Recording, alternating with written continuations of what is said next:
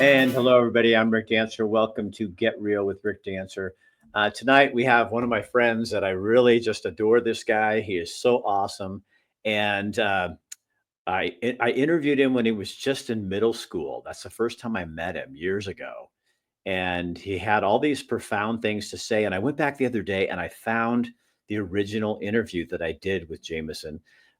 And I think you're going to love it. And to find out he was just on the ballot and was elected to a city council seat in Coburg, Oregon. And I think what this shows is just the perseverance and don't let people tell you you can't do something. It's really easy for people to look at you and at all of us and say, "Oh, because of this or that, you can't do this or that," and it's just simply not true. So tonight on this episode, you're going to have. I don't have to tell you anything more. Our sponsors. Chris Dental Family Dentistry. Right now, Dr. Bratland. Oh, hold on. I'm going to go full screen because I'm going to remove him. Hang on just a second.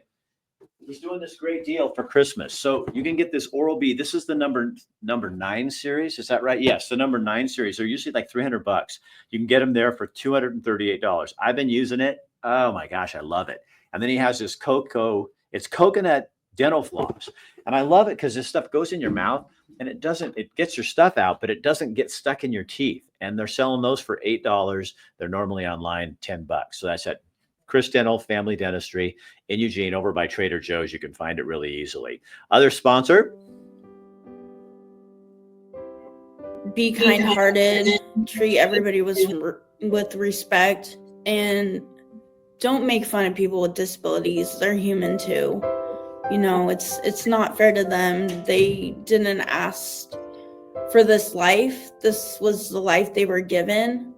So be respectful and treat everybody how they should be treated. That's BN, and she is one of the clients at Albert Taylor in Eugene and Springfield. Amazing organization, does amazing stuff, and she was just a lot of fun to talk with. Also here in Montana Oral Surgeons and Dental Implant Center, 4 locations. Awesome folks, love to take care of people. And if you're going to have dental surgery, I want to be put out, and they put you out. And New Leaf Hyperbarics and Wellness Center, Well, I just elevated him to doctor status. Matt McCarl, you owe me for that.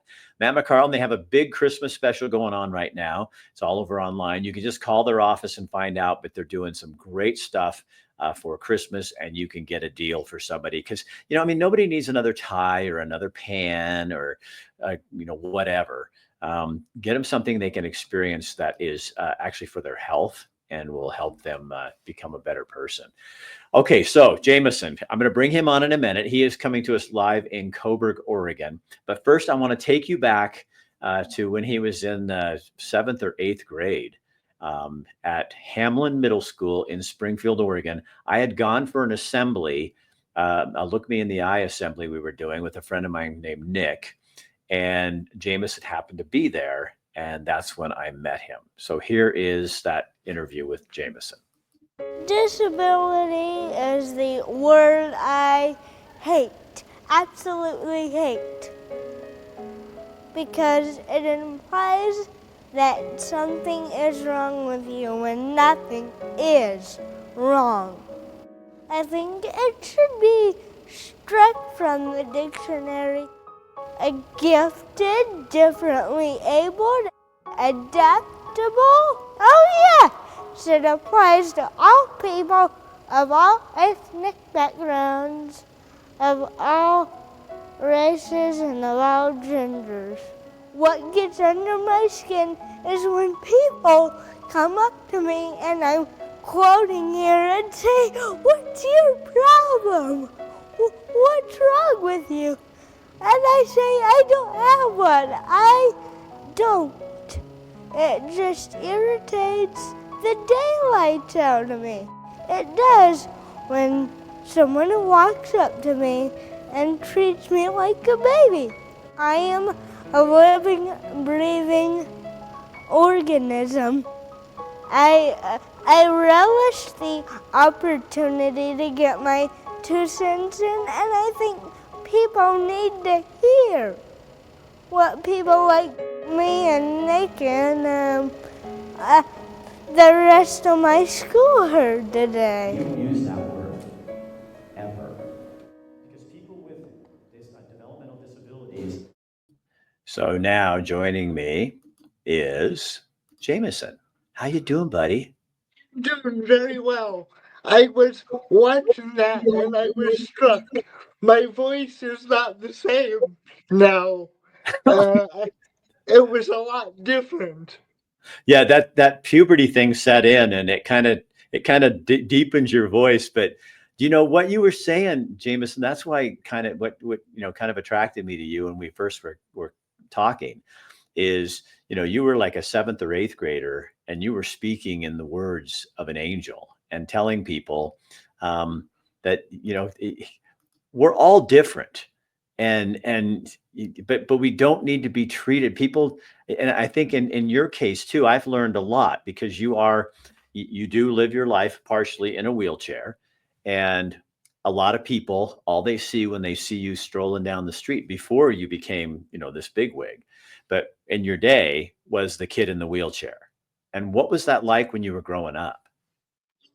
When I was growing up, it was very much one look, one assumption, and I really tried to fight against that and say, wait a minute, I do have a story here. I do feel emotions. Your assumptions are not true, and they are harmful. They really are harmful. Because even for me, I try to be outwardly positive, but even for me, it can hurt. It stifles how many there's how many people in your situation or similar situations could be the next person to find the cure for cancer or whatever, but we as a society we kind of write people off because you're not like us. Well, that is exactly what happens, unfortunately, and that's part of the reason I've been very determined to actually be out there, be in the public eye, be on television, and even do what I'm doing now. So, do you remember? Because I've interviewed you numerous times over the years, and this was all after KEZI. So this people think, oh yeah, yeah, no, this was after KEZI, um, and you said to me one time that you wanted to be in politics, and I think a lot of people would look and go, hey, what's he going to do in politics? But you did it. Kind of tell people how this started. Well, it started back in March of this year when a city council vacancy came open, and I took a couple of days to think about it, and I called my family together, and I did not say, "What do you think?" I more or less said, "I'm doing this." And did they think you were crazy? And they said, "Okie dokie, whatever, whatever you want to do, not gonna stop you. Just leave me out of it." And I said, "Deal." Uh, So you went in for the interview and you kicked ass on the interview, and they appointed you as a city councilor of the city of Coburg, Oregon. right. And I just got elected to a full term. I had the great honor of receiving the most votes in that election. Um, And how many people live in Coburg? uh, just over 1,000, like 1,470 or so. But for people that don't, so you ended up because I mean you worked this thing, and I mean that in a good way. You didn't just pop on the scene. I mean, Jaymason is a well-known asset in Coburg, Oregon. It's a little town about 5 miles from Eugene, and on any given day, you will see Jaymason cruising through town up and down the streets. They don't have a lot of sidewalks there. They have some, but not a lot. But cruising in his wheelchair up and down the streets, and everybody knew who you were. And so you didn't, I mean, you worked that you weren't like some, you didn't just come in off the streets. You were somebody who was part of the community. You lived with your grandparents. Is that right? Yeah, and my granddad's family has been here since 1962. So you have the family lineage that comes from that community. Yes. So what do you want to do as a city councilor? Well, what I want to do is, number one, personally, I want to show people that young people and people in my position can make a difference. I'm the youngest ever to do the job at the age of 24. I'm also the first person in a wheelchair to do the job. I'm really proud of those two distinctions, and I just want to show people that I can do it. Now, professionally, I don't know when the last time you've been out to Coburg was, but we're dealing with a lot of gentrification and house prices and stuff like that. So I'd really like to try to make it more sustainable so Coburg doesn't spiral into unsustainability like so many small towns do. And how do you intend to do that, Jameson? Well, What's some ideas you have?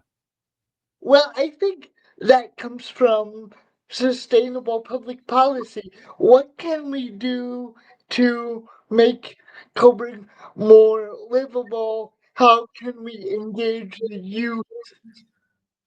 How do we improve and modernize our infrastructure? But also, how do we keep our identity as Right. the city of Coburg? Right, because it's very easy. And for our listeners who don't know, aren't familiar with the area, Coburg, like I said, is about 5 miles away, and it's country, mostly country between the two now. But it would be very easy for Coburg to get swallowed up into Eugene, except for there's a community out there that they don't want to be Eugene, do they? Oh, oh, yeah. It's funny because we have a Eugene zip code and it bugs the crap out of, you type 97408 into the computer and it says Eugene. But And you it, guys, well, yeah, and you have your own city, you have a city administrator, your own police department. yeah. That's But yeah, that and you've got and it's growing. I mean, your town is growing, isn't it? yes, it was just said at the last council meeting that Coburg, its population had grown by 23%. Wow. And a lot of new families coming in. I mean, you're very popular with young families, and and then there's the people who've lived there forever, who are that part. So, how do you blend those two together? And business, you got a lot of new businesses coming into town. It's a difficult mix because right now I describe it as puberty. That's what Coburg is going through. We're going through city puberty, and we've got a lot of different things in the mix. And it's on us to balance those. But it's a struggle right now, especially revenue wise. Um, a lot of smaller towns are having revenue difficulty, and that's no different for us. Now, in terms of schools, do you have one? Is it a private or a charter school in town? Used to have a grade school, but then that turned into it. Doesn't it a charter school now? It's a charter school. It is a charter school, and while they do a great job, it's a lottery system, and that means not every child who lives in Coburg is guaranteed to get a spot, and that is something I think is unfair, and that is something I'd like to change. Have you talked to the school administrators of the charter school, or that's really not their deal? That's really this 4J school district, isn't it? And that's something that's on my list to do right now. I'm scheduled to have a meeting with LTD to try to get better bus service out to Coburg because we only get the bus twice a day right now, if you can believe it. Well, you would be the perfect advocate for that, huh? Because you used the bus. I I used to use the bus. I don't use it as much anymore. But honestly, I don't feel quite as safe on the bus as I should. Huh. So what are some of your big issues besides affordable housing for people? What other things do you want to do, Jameson? My biggest issue, and this is really a big issue, is how do we make sure that the youth living in Coburg today have productive things to do? Such as, Well, I'd really like to see the development of a youth center, someplace where they could go to do things to keep them out of trouble. Um, Someplace where they could go hang out with each other. yeah, because you really don't. You have buildings, but you really don't have a program like that. So is your problem part of the problem in Coburg? It's hard to build a community. And I'm asking, I'm not suggesting, you correct me if I'm wrong, but hard to build a community because Eugene, schools in Eugene, shopping's in Eugene, not all, but some of it. Kids are going to Eugene. So how do you keep people in Coburg when it's so on the edge and close to what the bigger town gets sucked up? We have a community and it's a very good one. We just don't have all the resources that we need. So I'd really like to bring those resources here. It would be nice to see a hardware store in Coburg. So we don't have to go into Eugene, into the Home Depot. Uh, So, Jameson, when you look back at your life in that seventh and eighth grade, when you were saying that, did you really think that you would get to this place? oh yes, What I was can tell you're not surprised by that answer, are you? No. But what was it inside of you? Like when you have so much, I mean, we all do, and I don't mean to pinpoint this for you, but you have so much, just to get up and dress yourself and get going. You have so many things that you have working against you. And I think we all do in certain ways, but how do you just I guess what I'm looking for you to do is to inspire my audience is how do you get past the obstacles to make your dreams come true? Well, I'll tell you what, it was just a determination on my part that this is something I wanted to do. And hell or high water, I was going to do it, no matter what it took.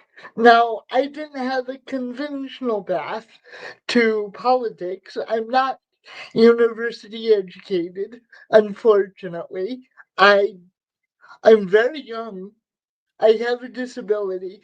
That's not a conventional path to politics, but at a certain point, I just decided to be stubborn and say, to hell with you, I'm doing this. And that's what I did. So I'm gonna ask this question because I don't know where you're gonna go. I can only imagine. So what's next? Because I know you're not gonna stop at City Council in Coburg, Oregon. Well, put it this way, I would do whatever it is that the people select me to do. I I work for them. I'm their representative. So whatever they decide I should be doing is what I would do. Whether that's mayor or county commissioner or state representative or God forbid governor, however they favor me is what I would do. Because at the end of the day, I'm their representative, so I'm not going to get ahead of what they have planned for me. But politics is something that will be throughout my life. Do you find it interesting? And I hope this comes out the right way, but you know me, and so you'll forgive me if it doesn't. The audience may not, but is is it kind of it's interesting to me, Jameson, that your different ability that has tried to keep you down your entire life and tried to tell you your disability has tried to tell you that here's all the things you can't do. You're confined to a wheelchair. You live your life this way. You can't do. Nobody's 24 and runs is a city councilor in Coburg, Oregon. A kid with a disability is not going to be blah, blah, blah, blah, and all this. And it's kind of turned out to be. I just this is so weird because I just posted a video I did 3 years ago talking about how our curse, the thing that tries to stop us, can often become our gift. And yours really is. I know it's still an obstacle, but your disability has really become your superpower. What it is for me is motivation. Um, I I have a permanent reason to get pissed off, and that's what keeps me energized. Because I would tell you, and I'm being honest, having cerebral palsy, being in a wheelchair, is permanent incentive to be angry, and I've let that anger, that resentment that I might feel, act as my fuel in a sense. So I have a permanent supply of gas. So you've taken this anger that you would have rightfully. We all have it. It's just at different things, but you have it at CP. And why do I have to live like this? Why do I have to be in a chair? As the young lady BN said earlier, you didn't choose this life. This is the life you were given, but you're using that as fuel to push you really hard. I mean, I mean, and you've always been. I mean, when you were in that interview, you were like an adult. I mean, except for your little squeaky voice. But besides that, you were speaking words. That's what attracted me to you. It's like you're saying things that adults can't even say in a conversation, and you're saying them. So it's kind of that, like you said, it's your fuel, and I love that analogy. You know what? The funny thing is, I was in that gymnasium speaking to you, and that is the very same gymnasium where I was elected sixth grade class president. Oh, I didn't remember that. So you've always been kind of a little political hack. Yes, I beat five other people to become sixth grade class president. Huh. So is it because you're so damn good looking? Well, it's because I know how to get out there. I know how to campaign. I know how to connect with people. I know how to formulate good policy, and I know how to deliver on it. So where did that come from, Jameson? Because I know how it feels to be on the other end of the equation when the government screws up and makes a bad policy that affects you directly. So I know how important the government is to make good policy. Do you think you're a good politician because you know what the average man or woman thinks?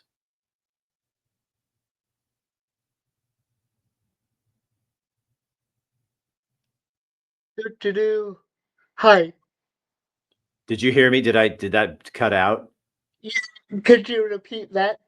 Yeah. Do you think you're good at this because you know what it feels like? I'm going to restate the question, but you know what it feels like to be the underdog. And let me take this a little further. And you know the pain of that. And you know how hurtful that is when people are mistreated and misaligned and misjudged and misunderstood. And so you're going to be the guy who can go in and say and speak into that hole in people's heart. I certainly do, and I think I'm a good politician because whether you're Republican or Democrat, I think you'll find one or two things or more than that that we can work together And on. you are good at collaboration. I mean, as a person, because you've learned to collaborate your life. You know what I mean? You have to negotiate everything in your life, whether it's who's going to help you get up, who's going to help you with your shower. I mean, you know what I mean? And you're vulnerable. You have to be a vulnerable. And I think I love that about you, Jameson. You really, you're a guy who has to allow people to do things for you that other people would not want to do. And you don't either, but you still have to. So it makes you super vulnerable to people. Well, right. I mean, it's not my great enjoyment in life to have somebody help me pee. Right. But, but, That's but, but not, that, but that does make you who you are. You know what I mean? Like where you're humble because you really are. I mean, what I love, I hope you take this the right way. You have enough arrogance, and I mean arrogance in a good way. I mean that you can do this. I don't think arrogance is a bad thing. You can do this. You're good at it. You're strong. You go into a room, but you have this humility that also brings people in. So you're the perfect mix of most politicians are just arrogant. They never have any of the humility to settle them down until they lose an election. yeah, I mean, let me put it to you this way. I love being underestimated because the second you do that, you're dead. Yeah, well, that's what I mean is you're kind of able to take all these negatives in your life and you make them part of the charm of who you are and you become a first. So a first 24-year-old as city council, a first man in a wheelchair as a city councilor. I mean, and all those things you're able to do and you don't have to have a DEI. Well, I am sort of the DEI on wheels. The unofficial DEI on wheels. You crack me up. You really are. But without you're the DEI without the DEI. I mean, and plus you're so lovable that I think people in that town, they see your heart. Here's the deal. It was kind of funny because the 2024 election was so divisive. But I had people who I know voted for Trump say, don't care who you're voting for, I'm voting for you. And I had people who voted for Kamala said, don't care who you're voting for, I'm voting for you. Right, because your personality allows people in. Because you really do love people. I certainly do. And you'll like this. You'll think this is funny. I had somebody ask me, who are you voting for? And I looked at him and I said, um, and I smiled and said, are you crazy? I'm not getting into that. I got a career to look out for. What did you say? Who are you voting for? I'm voting for me. You know, No, I that was the strangest experience. To get your own ballot in the mail and to see your own name on it. yeah, I've been there and done that, sweet man. I did Yeah, that. And I that did is. and I did vote for myself. God, if somebody asked me, you really voted for yourself? It's like, you know how much time and effort I put into this? You think I'm not gonna, of course I voted for myself, you stupid idiot. God. Is the strangest. In fact, I think I sent you the picture. Yeah, you did. You did. You did.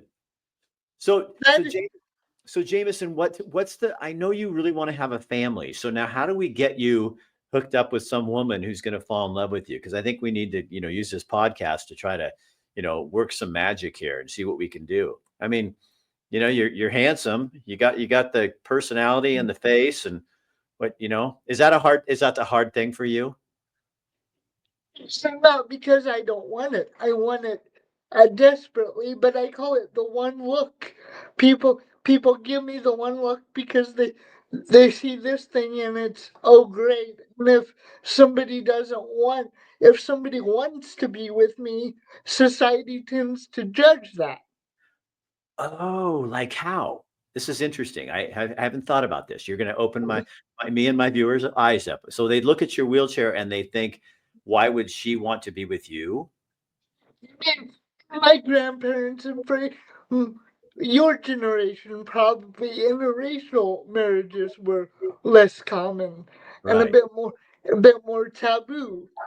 So, Oh, so it's that type of thing. It's very taboo to associate yourself too closely with a person with a disability, let alone have an intimate relationship with them. That's a huge deal.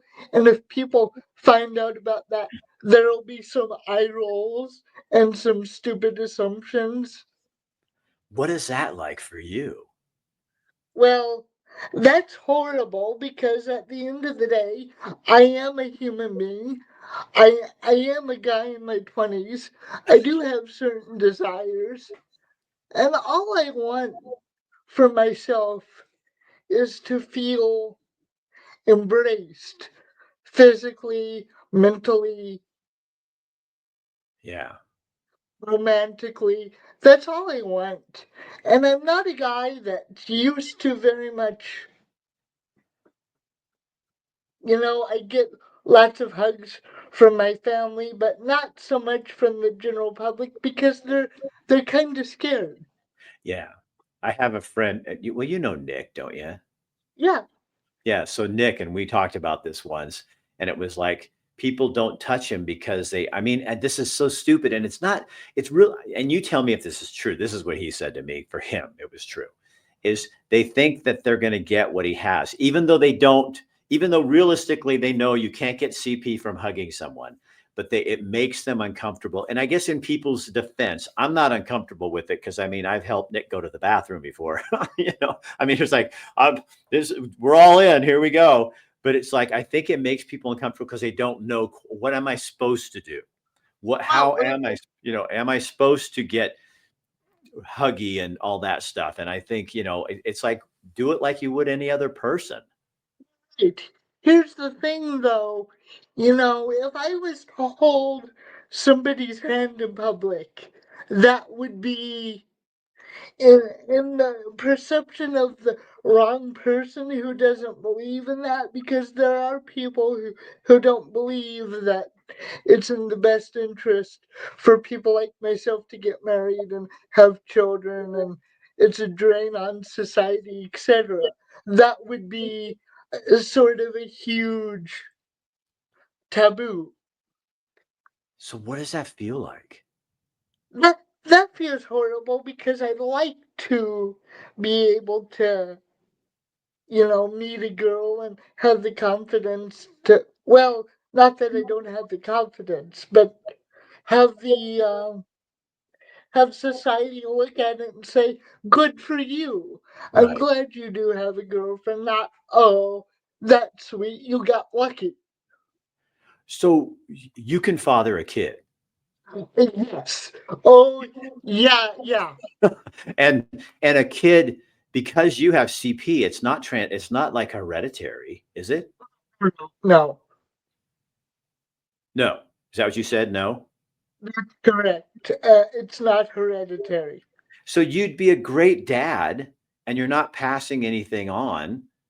And but yet people that, you know what, Jameson, I never even thought about that.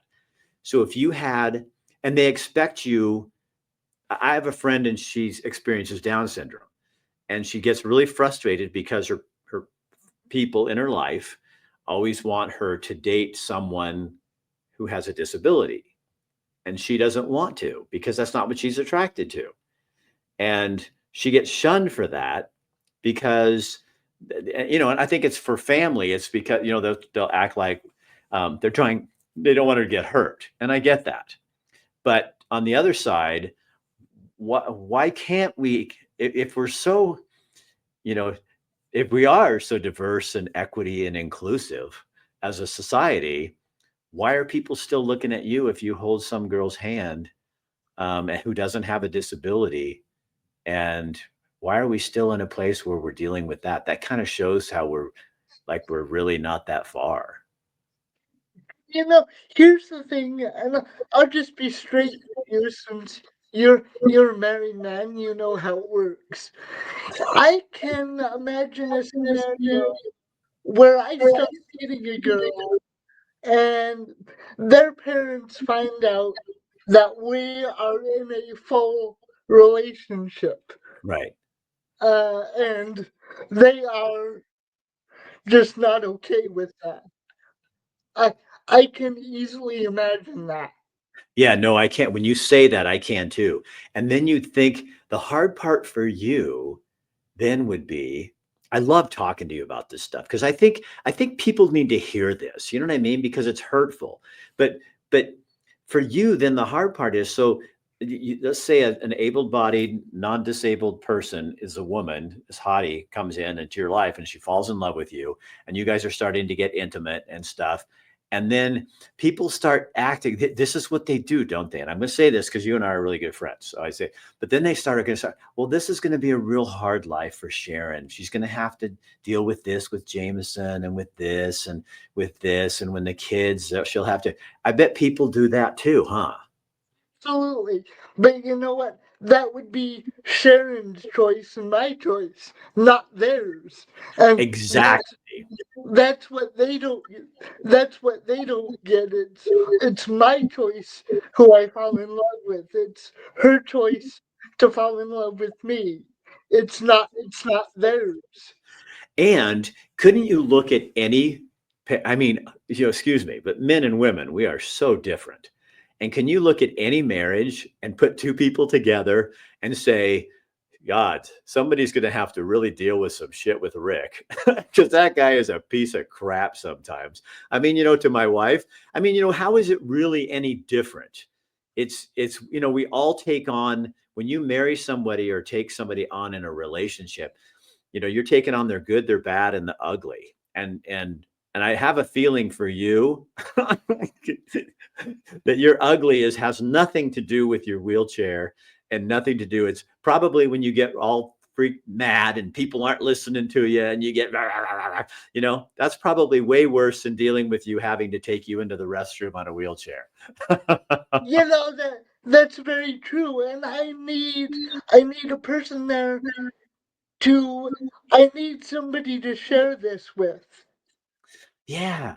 I mean, because you just want to cuddle with a woman, don't you? Rick, I will admit that. I do. I do. Yeah. Be- because I've had it once, maybe twice in my life when I was in my early teens, and I've missed it terribly. You know what though? You are such a hot property. I think you'll land somebody. I mean, look at all that you've done. And I think there are women too who don't want a superficial guy and would look at you and go, "Hey, here's somebody I can share my life with," and you really would be good at it because you're good at people. I mean, you're that's your skill. What's your job skill? You care about people's heart. And I don't know many women who would reject that. Neither do I. And at this point, I really don't care what Sally Sue, my neighbor, thinks. I care about what makes me happy and what makes a woman happy. Right. And that's what I care about. And I care about serving the people that I represent to the best of my ability. Well, and don't you think that because you're willing to put yourself out there like that, that's really attractive to human beings? That and you're honest. I mean, you're probably, if you're going to go up the ladder, you're going to have to learn to be more of a bullshit. Say that I can I can be very discreet. I, c- I can give an answer without really giving an answer and say, you know what I'm going for. Yeah. Uh, Because there's people that don't want, you've learned this already. I learned this real quickly in politics when I ran for Secretary of State. There's people who they don't really want to hear the truth. They just want to hear the answer they want to hear. And that's where I was really bad. And you would be too. You suck at this. I can guarantee you, is not telling the truth. If somebody asked a question, I remember even if I didn't know the answer, I said, I don't know the answer to that, but if you give me your phone number, I'll find out and I'll get back to you. And they were satisfied with that. But there's some people, they just want to hear the party line or what everybody else is saying. And that's one thing I will guarantee the citizens of Coburg. You're not going to get that from Jaymason. They have already um, learned that very quickly, because I came in within a month or two, and I had already cast a no vote. Um, Within a month or two of taking the job, I had already voted against one of one of the signature projects. Well, because you're around and I know you're all you're hanging out at the Blue Valley Bistro and you're hanging out at the Coburg Pizza, and you're a guy about town. You're listening to people and what they're saying rather than what the worksheet says from the city. I mean, you're putting the people. You're there to represent the people. You're not there to represent any business or anything like that. And I think that people will see that in you. I think it was, it's important because I have a philosophy that the government must be responsive, not just reactive. Right. There's a difference. So let me ask you kind of a strange question. I don't think this will get you in too much trouble because we all know that President Trump is going to be the president and he's already acting like it. So let's say that you got like a meeting with Trump. I mean, we can say what we want, right? We can we can make our imagination. So a guy from Coburg on the city council, newly elected, gets a phone call from President Trump and says, "Hey, Jaymason, I got this thing going on here. I was wondering, tell me what you think. What's the first thing you would have me do as President Trump? What would you advise to him?" I would say the first thing you need to do is listen. Listen to the people who made a different choice, and say, "I'm your president now too. I would bring you into the fold. Why did you make a different choice? What what can I do to help you feel heard and listened to?" Because that's the key, isn't it? Don't you think? Is people need to feel like they're heard, or I guess not even feel like people need to be heard. I mean, for real. And the first thing I did when I came into office is I said, I made a Facebook post, which I think you saw. I said, it's a great honor and I will work for you. And I meant it. I'm there to work for them, and I'm there above all else to listen. So what's the big project for Coburg in 2025, as far as you're concerned? The big project is getting our finances in order. How do you is the a community together? Do, Yes, the community is very much together, um, because we all understand that we need to do something about this. We we need, because the key is our finances. We will not be able to fix our streets if we don't have the money to do it. and so you're going to have to work with people to come up with a way. How do we raise some funds in our community to make this work? Yes, and how do we show fiscal restraint where we need to? Oh, you're going to be good. Because I think and I'll be candid, I think that's part of the problem. Coburg has been historically bad with money. Right. And they've had a reputation of kind of not getting along with each other. I Well, I stopped posting on the Coburg page a couple years ago because even if it wasn't something controversial, I just put something on. It was like, oh my god! But I think a lot of small towns are like, I don't post on the Townsend page very often where I live in Montana either. it's I think social media pages for towns can sometimes be a place where a lot of gossip happens. You know? Nasty. It can get very nasty. It's sometimes been nasty towards me. There were a couple of times during the campaign, not always on social media, but there were a couple examples during the campaign which were nasty, and that was not unexpected. How do you, this is kind of a weird question. It might be a little sensitive. I don't know, but I'm going to ask you because I know you and I would never ask anybody else this in your position. But how do you keep it from becoming I don't want to criticize the guy in the wheelchair? Well, people know that they can criticize my policy. That is open to them to do. But as far as criticizing my life and my circumstances, that is something I don't tolerate. Well, you know what's good about that too, Jameson, is you could kind of be the person that teaches people. Because right now, like you look at Trump and Kamala and everybody, there's no line. And with you, this is another thing you could make a big deal in because you do have the disability and the wheelchair.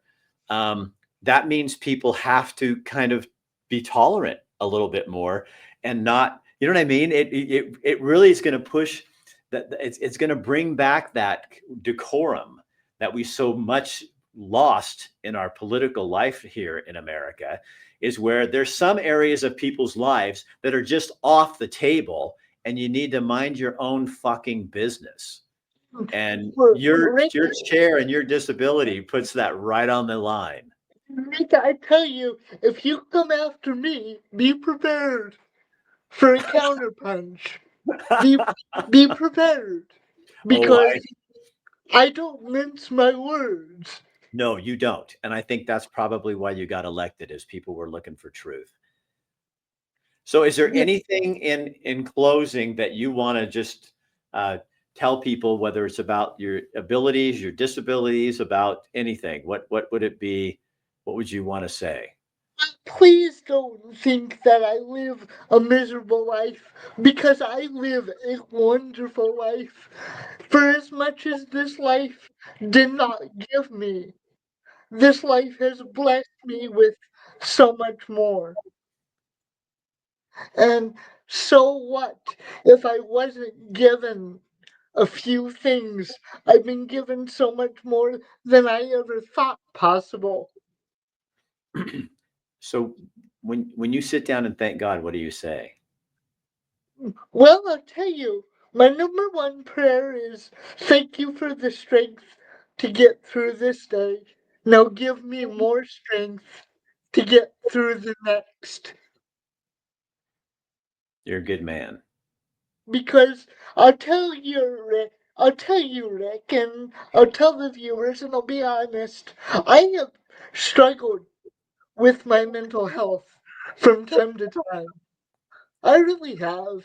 And the only reason that I came through that was my family and my relationship with the Lord above. Yeah. And mm, what makes me kind of mad when people say, well, I'll pray that God will heal you. You obviously don't know your Bible very well because the Bible says we are all made in the image of God. So, why do I need to be healed when we are all made in the image of God? Yeah, exactly. And if he doesn't make mistakes, then you were made perfectly and wonderfully in his image, and you were supposed to be as you have become. It doesn't mean it's easy for me, but you know what? Christianity is not easy. And by accepting Christ, I put I accepted that. I counted the cost. The Bible says that very clearly too. So I've accepted this with humility, and it's my job to carry it out to show people that I can. Because you have a good life. You really do. You have people I that love have you. I have a great life. I have a life that in many ways some people might envy. Oh, I think a lot of people.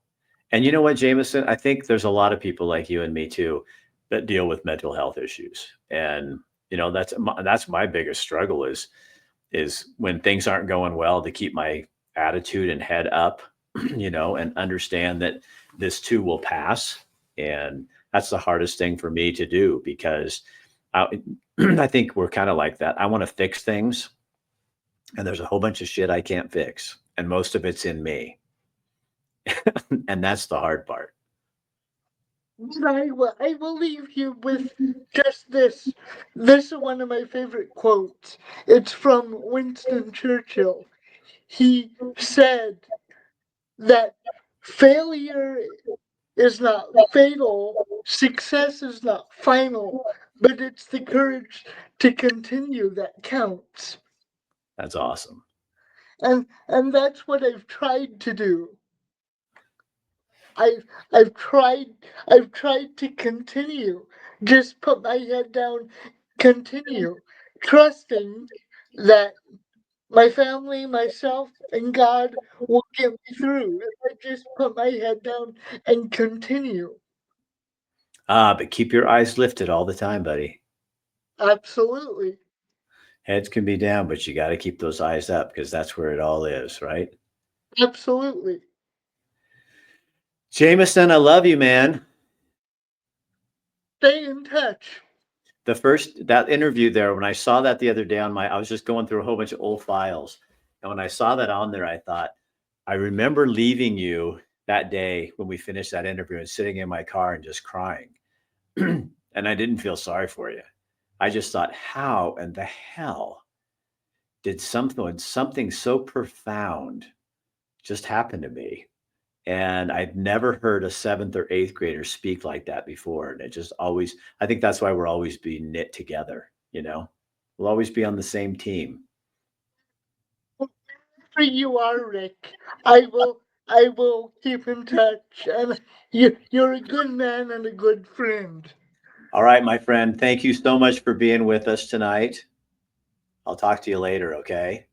Alrighty, stay in touch. All right. See you later, man. All right. For my audience out there, there. So next time you walk down the street and you see someone who's different, someone who's maybe in a wheelchair, someone who has a cane, someone who is just having an obvious struggle with life or anything like that, think about what you saw here today and remember, um, not to judge, because on that day, when you see Jameson riding in the wheelchair down the street and he has some hot, beautiful woman on there with him, um, don't you look funny because you're just jealous. I'm Rick Dancer. I hope that was an enjoyable hour, and I hope you enjoy it. And share that with your friends. Share it with other people. It's always good to have a little reality dose. I'm Rick Dancer. We'll see you next time. Merry Christmas.